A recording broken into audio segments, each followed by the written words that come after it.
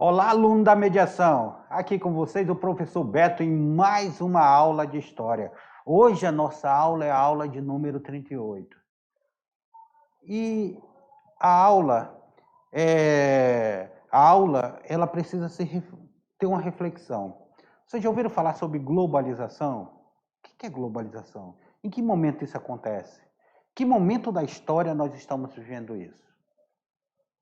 Em que momento o homem saiu de seu local e teve contato com outras culturas e trouxe aquela cultura de uma forma globalizada para seu meio? Como nós vemos o outro? Como vocês se veem? Será que é a mesma maneira que as pessoas de fora enxergam para nós? Sobre nós?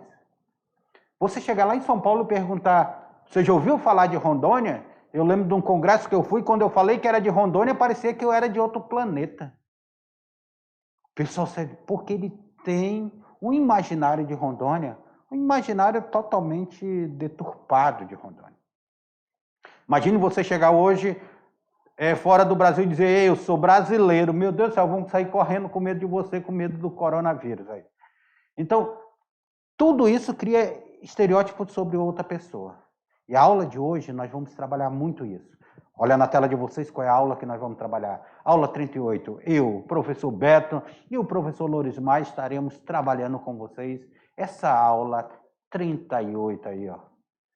Nós vimos África, América, Ásia, Europa, Oceania, um mundo, o Oriente desconhecido, percepção do outro, primórdio da globalização, relações comerciais e culturais. São os assuntos que estão dentro desse contexto. E como habilidade da aula de hoje, nós temos analisar diferentes processos de produção ou circulação de riqueza em suas aplicações. Então, nós temos isso daí como a aula, como habilidade da aula de hoje. A gente já entra com essa frase impactante.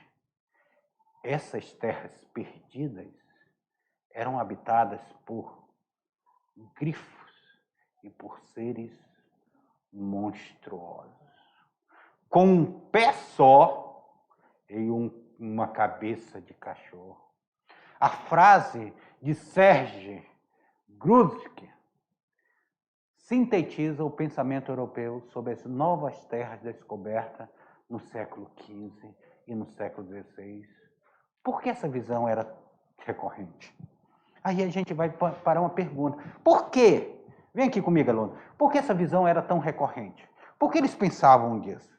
Imaginem vocês, o europeu ele chega e ele tem esse contato com a nova terra, só que naquele tempo não existia fotografia, o WhatsApp, não existia Facebook, não existia o Google para você pesquisar.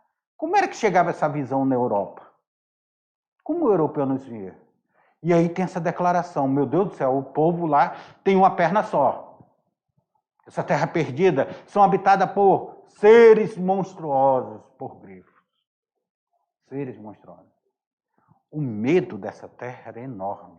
Inclusive, quando a pessoa cometia um crime, a pena dela seria vir para as Américas. Cumprir pena. Olha a pena que a pessoa cumpria aí das Américas. Então, nós temos esse imaginário que ele está dentro dessa mente e as pessoas imaginavam como seria essa terra. Era vista dessa maneira. Na tela para vocês aí. A passagem do século XV, século XVI, por mais que o continente americano já estivesse sido descoberto pelos europeus, eles pouco ou nada conheciam sobre esse novo mundo. Pouco conhecer sobre esse novo mundo. Não sabia quase nada sobre esse novo mundo. Nem mesmo tinha informações precisas sobre a demais parte do globo terrestre. Então eles não conheciam, não sabiam. Iam para lá, tipo eu mandava vocês para o meio da floresta, o meio do desconhecido. De acordo com o historiador Charles, olha aí esse historiador, Charles Box, no século XV, poucos possuíam uma definição nítida das Índias. E os termos Índias e as Índias, não raro eram aplicados vagamente a quaisquer regiões desconhecida e misteriosa a leste e a sudeste. Leste e a sudeste. Então, sair da Europa, tanto é que tinha as Índias orientais e as Índias ocidentais, sair da Europa, tudo era caracterizado como Índias. Lembra lá quando Cristóvão Colombo tentou fazer a circunnavegação, que ele chega na América, quando ele chega na América, ele achava que já tinha chegado às Índias. E ele dá o nome do povo que habitava aqui de índio, olha aí, ó. Por um erro histórico de Cristóvão Colombo, até hoje essas populações, entre eles os nossos alunos da mediação tecnológica, são chamados de índio. De uma forma que foi por um erro histórico, de achar que se tinha chegado às Índias. Denominou-se esses povos nativos. Então, tudo isso aí não havia um conhecimento. O mundo não era conhecido. Era um total desconhecimento sobre essas novas terras descobertas. Então, os europeus, primeiramente, que eles não poderiam ter saído nas navegações, porque a igreja dizia que a terra era plana, que existiria abismo no final da terra. Ainda bem que hoje ninguém acredita mais que a terra é plana, né? Tá bem, graças a Deus. Daí só lá na Idade Média que o povo acreditava que a terra era plana. E se dizia, olha, você vai chegar no fim do mundo e seu navio será engolido por monstros. A circunnavegação mostrou que a Terra não era plana. Mostrou que a Terra era não redonda, né? Que ela é uma Terra meio achatada, ela é esférica. A Terra era esférica, meio pouco achatada. Mas mostrou-se que daria para fazer a circunnavegação. Não existiria esse fim do mundo de abismo. A igreja dizia que não existia vida abaixo da linha do Equador. E o europeu foi lá, navegou, teimou e descobriu vida abaixo da linha do Equador. Então, alguns dogmas daquele momento, eles são questionáveis. A ciência ele começa a questionar. Aí é onde tem aquelas mudanças do heliocentrismo, do geocentrismo para o heliocentrismo. Professor, que diabo é isso que você está falando? Geocentrismo. Acreditava-se que a Terra era o centro do universo. Heliocentrismo. Hélio está vindo de Sol. Foi quando veio a teoria que o Sol estava em torno da Terra. Que a Terra girava em torno do seu eixo, que a Terra girava em torno do Sol.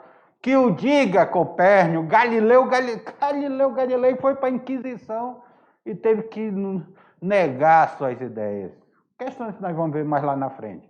Mas o mundo ele era pouco desconhecido. Imagine hoje que nós temos toda a tecnologia que nos traz um conhecimento, nós já duvidamos de algumas coisas. Imagine vocês naquele momento, de como o homem era, o imaginário desse homem, esse imaginário que ele tinha sobre essa terra. Na tela para vocês. Então nós temos como eram essas regiões até então desconhecidas para os europeus. Como eram essas regiões? Desconhecidas. Então, como eles não conheciam, ficavam só no imaginário. Será que tem monstros? Sereias? O mar tem sereia? Será que tem visagem? Hoje a gente não tem medo. Tem até uma série do Netflix que mostra os seres mitológicos da mitologia brasileira. E a gente acreditou no Saci Pererê, na Curupira. Eu tinha um senhor lá na minha cidade de Humaitá que dizia, olha, se tu quiser, amanhã eu te trago um filhote de Curupira. Até hoje eu espero meu filhote de Curupira, ele não chega. Pois é, então tem essa mitologia, a mitologia do Boto, que engravidava as meninas, a mitologia do Mapinguari, do Saci, da Mãe d'Água, da Cuca. Tá? Apesar que na série da Netflix, a Cuca é uma pessoa, não aquele jacaré, mas a negrine lá, muito bonita. Então, nós temos esse imaginário que nos traz até hoje. Se a mãe de vocês disser, menino, vai lá no quintal à noite. Aí, você que mora no sítio, Rapaz, você vai lá no quintal à noite com o maior medo daquela visagem que pode aparecer. Então está dentro do imaginário, esse mundo. Na tela para vocês.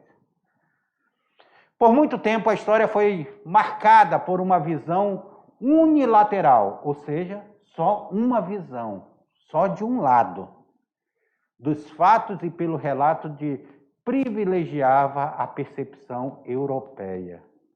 Isso nós vamos chamar de eurocentrismo. A Europa estaria no centro de tudo, eurocentrismo. Esse capítulo mostra justamente como a história e o desenvolvimento do Oriente ficam em segundo plano diante dos avanços europeus, que marcam e sobressaem ao desenvolvimento oriental. Olha aí, ó.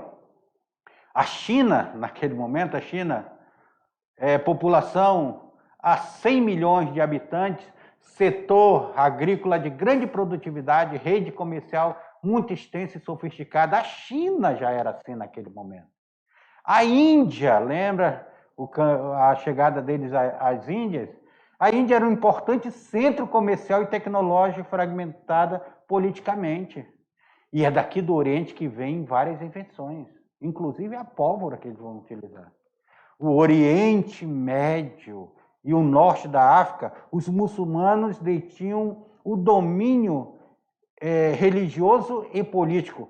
Os muçulmanos eles vão pegar aqui o Oriente Médio e aqui o norte da África e vão dominar. Lembra que aqui tem um deserto do Saara que fazia uma barreira natural? Pois é, eles vão dominar essa região. A China, a Índia e o mundo muçulmano, Maghreb, aqui, ó, essa região aqui era chamada de Maghreb, esse muçulmano africano. E o oriental formaram no século XIII até início do século XVI uma região que desfrutava de vantagens específicas. Quais eram as vantagens que apareciam lá?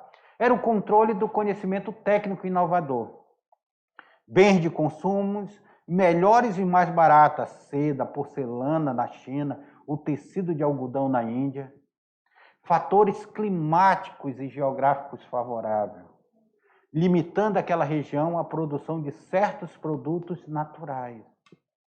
Os vínculos comerciais que uniram aquelas regiões. Um fornecia o que o outro precisava e vice-versa. Era, na sua maioria, pacífico. Então, quando nós falamos, nós pegamos a Europa, nós vamos pegar a Europa, e a Europa, na Idade Média, ela se achava super desenvolvida. Quando ela se depara com a Índia, se depara com a China, se depara com esse mundo muçulmano, eles vão ver que eles possuíam, naquele momento, uma tecnologia mais desenvolvida que a deles. Eles possuíam produtos que os europeus encheram os olhos. A seda era super cobiçada. O cravo, a canela, a noz moscada, a pimenta do reino, tudo que era produzido no Oriente, eles trouxeram para ser comercializado na Europa.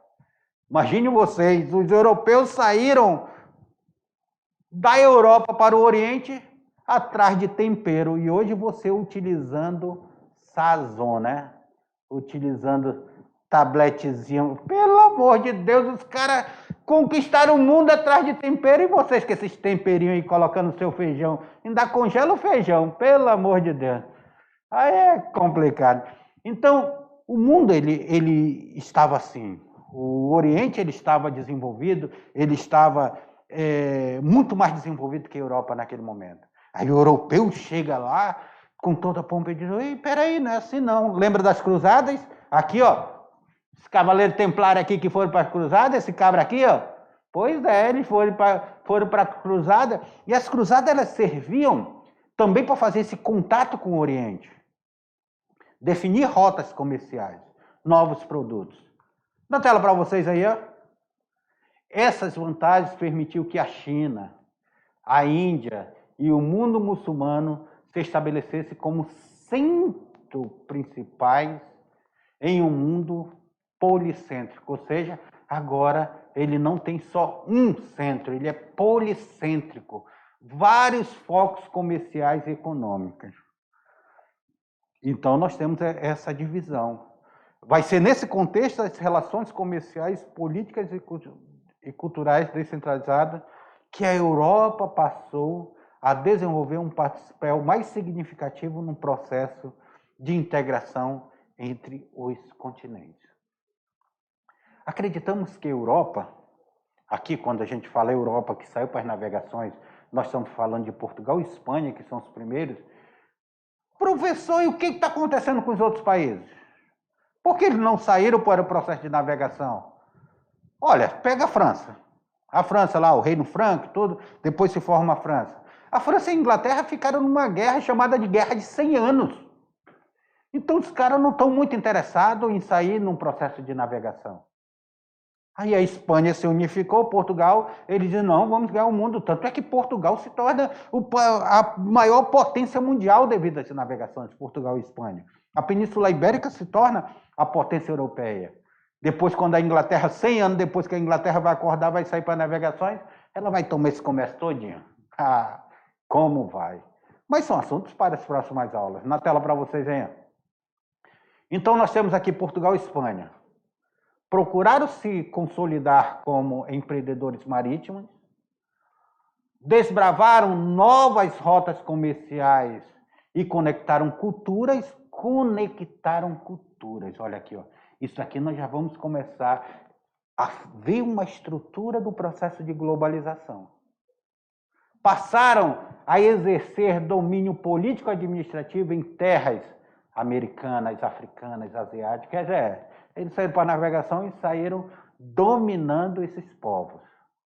A participação anteriormente marginal dos estados ibéricos foi pouco a pouco assumindo o papel de protagonista que antes era dos povos orientais. Assim como o de outros estados europeus. Então, nós temos aí a Europa se tornando a grande protagonista, a grande conquistadora. Só que ela via o outro de uma maneira equivocada. Imagine você sair nessa rota comercial, porque anteriormente as rotas comerciais para o Oriente era feita aqui, ó, por terra. Era feita por terra, só que tinha muito saque, era muito longe, era camelos, burros, as cargas eram trazidas aqui.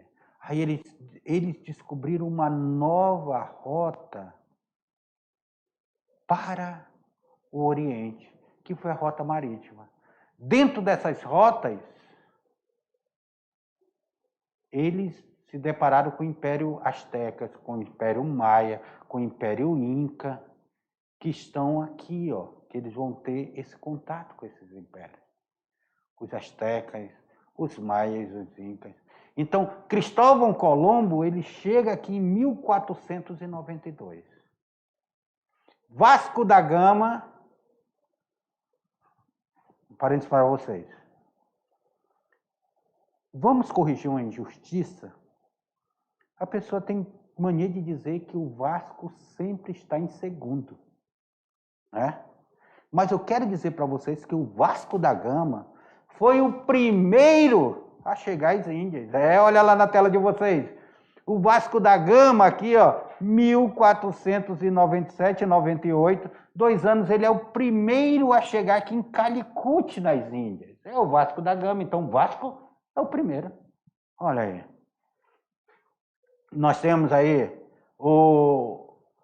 as rotas que eram feitas aqui, Inter-Oriente, na Malásia, na China, no Império Mongol, em toda essa região. Esse mapa é muito legal, nós observarmos esse mapa.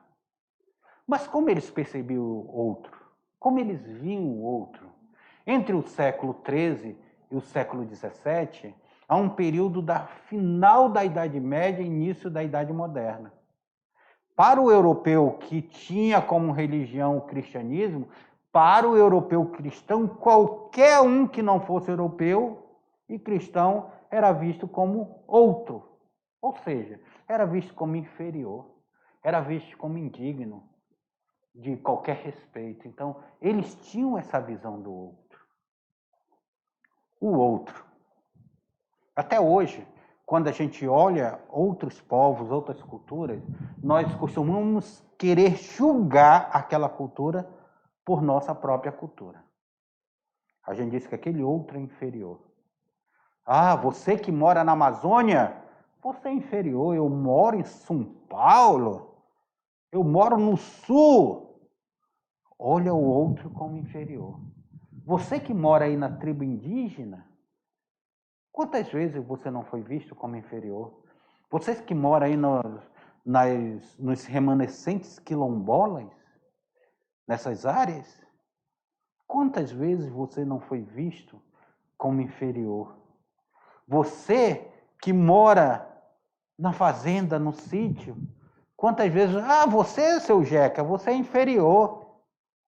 Eu que vim do interior do Amazonas, quando eu disse uma vez que eu era de Humaitá, o povo perguntou, como é lá? Eu disse, não, lá na minha cidade não tem estrada, não tem rua não. Lá a gente anda de canoa. A gente vai remando, quando o semáforo fecha, a gente rema para trás para frear. É mesmo, é assim mesmo.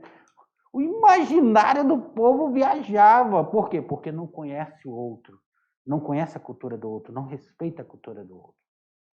E assim o europeu daquele momento. E assim eles viam o outro.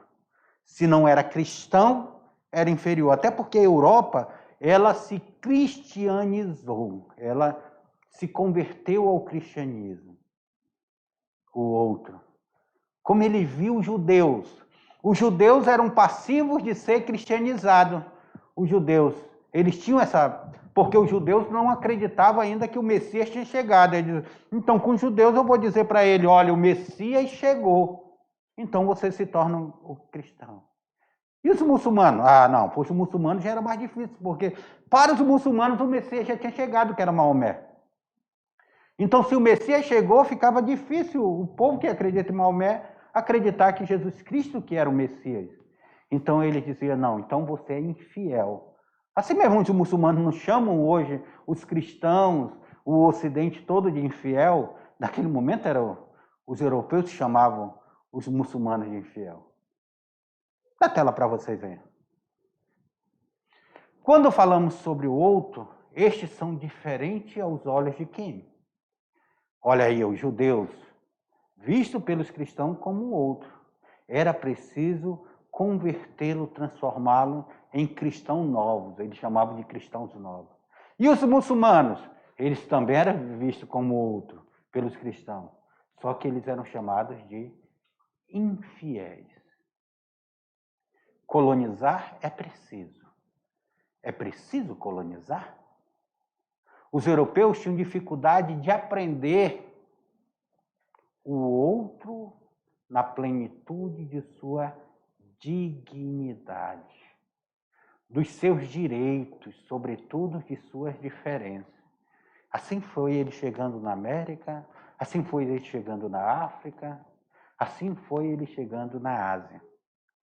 Daí a tendência de colonizar o outro, partindo do princípio de que o outro nada sabia, ou simplesmente que eles, os europeus, sabiam mais que os outros. Eurocentrismo, uma visão eurocêntrica aí. A colonização empreendida pelos europeus estava calcada na força da fé e na força das armas. Meio pelos quais conseguiu subjugar os povos da América e da África e da Ásia. Valendo-se da ideologia religiosa e do poder das armas de fogo, os colonizadores dos europeus se lançaram na conquista do território da América, da África e da Ásia, porém não sem antes enfrentarem a resistência da população nativa. Pessoal, como vão subjugar? O europeu sai de lá, como ele vai subjugar os indígenas? Através da arma. cativa os índios, torna eles escravos, os indígenas, os nativos que eles vão encontrar aqui, e eles subjugam esses povos através da arma. Astecas, maias, os incas, os tupis, então vão ser subjugados através da arma, da força. E ainda, eles trazem um cristianismo, que você teria que se converter ao cristianismo, aculturando todo aquele povo que aqui existia. Assim eles fazem na África. Na África, além de eles aprisionarem o africano, e aprisionavam pela cor, aí é um outro tipo de escravidão, pela cor que eles tinham, eles aprisionavam e o africano ainda era obrigado a se converter ao cristianismo. Daí vem um secretismo religioso que nós vemos nas religiões de matrizes afros no Brasil. Eles chegaram na Índia e na China também com essa concepção, opa, mas lá foi diferente, houve uma resistência maior, uma resistência da religião. Esses dias eu estava vendo um padre, um filme que retrata, eu não lembro o nome do filme, que retrata a história de um padre que foi tentar catequizar no Oriente. Foi torturado e foi queimado lá por tentar catequizar. Lá eles resistiram mais essa chegada do europeu. Então, era como eles vão ver o outro. Na tela para vocês aí, ó. O europeu, ele vai acreditar ser superior e possuidores de uma missão civilizadora. Então, eles diziam, olha, nós temos uma missão. Qual é a missão? Nós temos que levar o cristianismo. Nós temos que levar civilidade a esse povo. Eles acreditavam que eles tinham essa missão. Inclusive, nós temos aí a Companhia de Jesus, os jesuítas, eles vinham nessa guerra santa. Aquela guerra santa, mesmo que teve lá nas cruzadas, eles tentaram fazer através da catequese agora, nesse momento. Levar a catequese. Para eles, isso permitia agir de forma que quisessem em relação ao outro. Com isso, o europeu se via como superior a esse outro. E os outros povos eram vistos como inferiores, por isso, depreciados. Olha como a questão... Vamos ver aqui o que Cristóvão Colombo escreve nesse Diário da Descoberta das Américas. Olha o que Cristóvão Colombo escreve. Preste atenção nessa leitura. Mas me pareceu que era gente que não possuía praticamente nada. Andavam nus com as mães lhe deu a luz, como a mãe lhe deu a luz. Inclusive as mulheres, embora só tenham visto uma robusta rapariga, que rapariga significava moça, em todos o que vi eram jovens, nenhum com mais de 30 anos de idade, muito bem feitos, de corpo muito bonito e cara muito boa, os cabelos grossos, quase como o pelo do rabo do cavalo, e curto, cai por cima das sobrancelhas, menos uns fios na nuca que mantém longos, sem nunca cortar. Aí é a impressão de Colombo. Agora nós vamos ver o Frei Bartolomé de Las Casas, O Paraíso Destruído, a sangrenta história da conquista da América Espanhola. Fala o seguinte: são gente pobre, que possui poucos bens temporais. Nem mesmo são soberbos, nem ambiciosos, nem invejosos.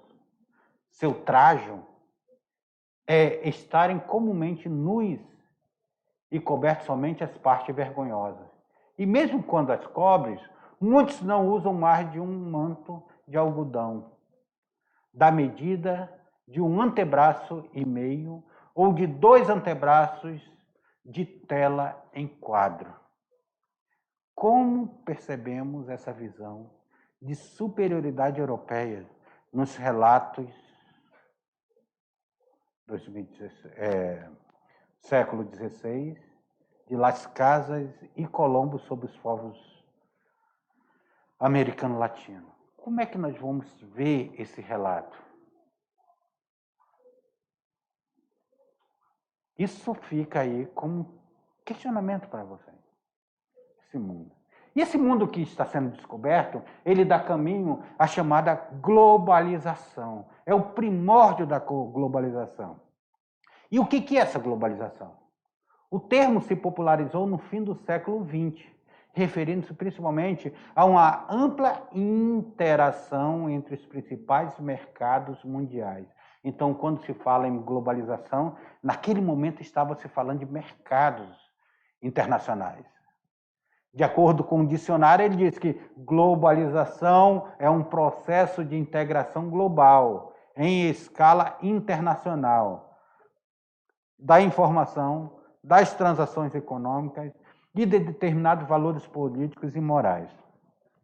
Aí eu pergunto para vocês, o mercantilismo que a Europa estava praticando naquele momento, tem uma relação ou não tem com a globalização? Nós podemos dizer que ali é o berço do processo de globalização, esse mercantilismo, esse berço desse processo de globalização. Tela para vocês. Então, nós temos aí, a globalização atinge, assim, a cultura, as mentalidades e a economia dos envolvidos nesse processo histórico. É possível considerar que, muito antes das décadas finais do século XX, que está mais para a atualidade, a interação social, comercial e cultural entre civilizações de várias regiões do mundo configura-se como sendo o nascimento da globalização. Aquilo que a gente está falando. Como nasce essa globalização? Como é que nasce essa globalização?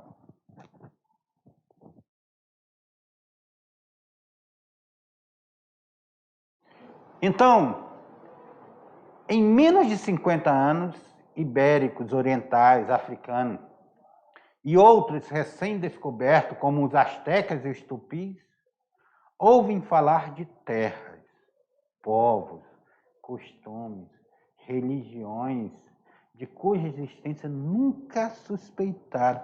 Imagine vocês, o europeu chega e diz, olha, lá nós temos isso, nós temos aquilo, nós temos nossa civilização. Eles nunca tinham ouvido falar. Tanto é que os povos nativos daqui, quando viram os portugueses chegando, eles achavam que eram os deuses voltando do mar. Então eles tiveram esse choque cultural aí. E aí, naquele momento, começa um processo de globalização, esse contato econômico, social, político com outros povos. Na tela para vocês.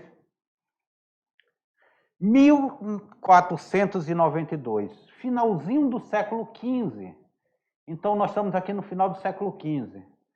Cristóvão Colombo abriu as portas do mundo para a globalização, estabelecendo novas relações entre a América, a Europa e a África. Em 1498, contato entre Zamorim, que era soberano do reino de Calicut, e o explorador que chegou, foi o primeiro a chegar em Calicut, que foi Vasco da Gama. Então, nós temos mais um processo de globalização aí. Esse contato de Vasco da Gama com Zamorim de Calicut. Nós temos aí os reinos que nunca se viram na vida tendo o primeiro contato. Olha aqui essa representação dessa fotografia. Isso aqui é um abacaxi que ele está entregando.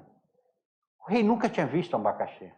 O jardineiro presenteando o rei da Inglaterra, Carlos II, com um abacaxi. Fruto que até então não era produzido pelos ingleses. O abacaxi da pintura é um lembrete da ascensão da Inglaterra como potência comercial e marítima. E no intercâmbio de alimentos promovido nos primórdios da globalização. A Inglaterra ela foi tardia. Ela sai tardiamente para as grandes navegações. E esse quadro ele mostra aquele início da Inglaterra nesse processo de globalização, dessa exploração, dessa busca marítima por novas terras. E a Inglaterra vai sair e se estruturar bem, né? Só é nós olharmos os Estados Unidos, que foi colonizado pelos ingleses.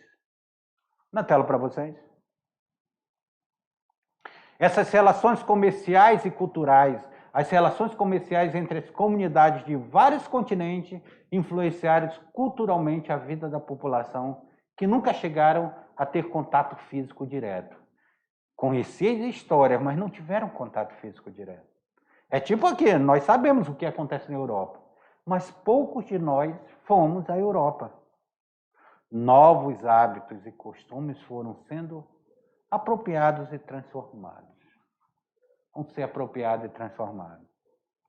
Apesar de serem vistos como uma população exótica e selvagem pelos europeus, os nativos americanos ensinaram muita coisa aos europeus.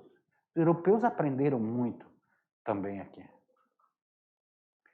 Os europeus que eram cristãos levaram sua fé para todos os continentes do mundo, difundindo o catolicismo. Lembrando que quando falamos de cristianismo naquele momento, nós só estamos falando do catolicismo, até porque ainda não houve a reforma protestante. Porém, em civilizações orientais, os europeus assimilaram conhecimento técnico, científico, artístico, além de culturais. Quando eles chegaram lá no Oriente, eles tiveram isso daí. Imagina, o europeu chega aqui na América, encontra aqueles povos. De antemão, ele não vai valorizar aqueles povos. Ele encontrou reinos, os tupis, eles tinham uma organização social, eles tinham uma chefatura guerreira, eles tinham uma estrutura, tinham uma língua própria, tinham uma organização social de produção. Então, eles possuíam uma cultura. Eles chegam nos maias, nos astecas, nos incas, e viram povos altamente organizados, desenvolvidos. O Império Inca é grandioso, o Império Maia é grandioso, o Império Azteca é grandioso. Os caras construíram até pirâmide já lá. Então, aí eles se deparam e dizem, opa, nós precisamos vencer esse povo. Porque nós precisamos dizer que a nossa cultura, que o cristianismo que nós estamos trazendo, ele é muito mais forte, ele é muito mais poderoso. Se não bastasse, eles chegam até a África. Eles chegando lá na África, como a igreja... Vocês sabiam que a igreja ela deu autorização, através do documento, para o processo de escravidão? Porque eles acreditavam que os africanos que estavam ali, inclusive eu vi a declaração recente de um pastor afirmando isso, que eu achei um absurdo, eu pensar que isso só existia lá na Idade Média, que eles acreditavam que os africanos eram descendentes de Cã. Lembra da passagem bíblica lá? Quando Noé faz o vinhedo lá, que planta, faz o seu vinho, que ele dança nu, o seu filho Cã vê o pai dançando nu e fala para os irmãos. No outro dia o Noé acorda com aquela ressaca, os filhos vão fofocar sobre o irmão, aí ele diz, maldito seja Canaã, você será amaldiçoado a ser escravo de seus irmãos. Só é vocês procurarem lá em Gênesis, na Bíblia, que vocês vão ver essa passagem. E quando eles descobriram os africanos, eles disseram, os africanos, abaixo da linha do Equador, só sobreviveram porque eles são filhos de Cã, ou Canaã. Ou outro nome que algumas Bíblias trazem. Então ele era para ser escravo de seus irmãos. E começa o processo de escravidão. Eles chegam na Ásia, e eles chegam na Ásia, chegam em Calicut, eles vão guerrear, eles vão dominar aquele povo. Então os europeus, eles achavam que a cultura deles era superior. Que a cultura dele era verdadeira. E levam essa cultura para o resto do mundo. Como hoje muitos povos acham que a cultura deles são superior, que a religião é superior e que precisa ser levado para todo mundo. Essa foi a nossa aula. Daqui a pouquinho nós vamos fazer uma revisão e vamos fazer a atividade dela. Até mais.